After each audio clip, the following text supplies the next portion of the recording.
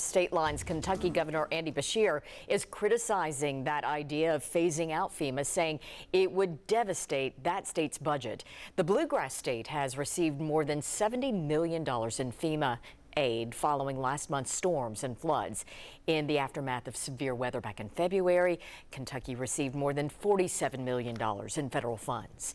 Some people who have dealt with the damage and recovery firsthand say less federal control could mean faster response times. Reporter Ian Hardwitt talked to Governor Beshear and people who are still waiting on assistance that never came.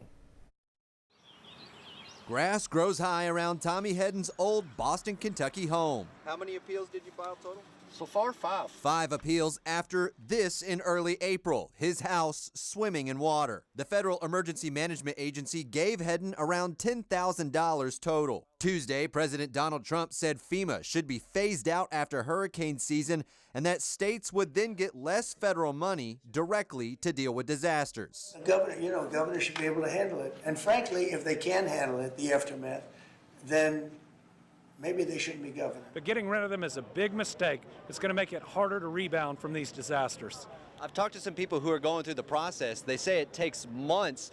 They would like to see more state control because they believe that will speed things along. Do you see that as a possibility? It's not who controls it, it's the amount of federal laws and regulations that have been put in place. Now, if they want to give us a block grant and remove those regulations, yeah, we can do it for less and we can do it faster, but that's not what Congress is looking to do. Homeland Security Secretary Kristi Noem said governors should rely on each other during disasters, so that they can stand on their own 2 feet with the federal government coming in catastrophic circumstances with funding. But we all know from the past that FEMA has failed thousands, if not millions of people. Hedden feels failed. You literally don't have an advocate to say, hey, here's my problem.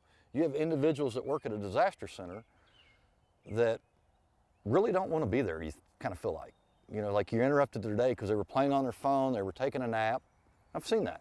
I think the state can handle it better. Beshear also said FEMA's hazard mitigation program, which would buy out people like Hedden from their flood-prone homes, is still waiting on Trump's approval. It is a bureaucratic nightmare.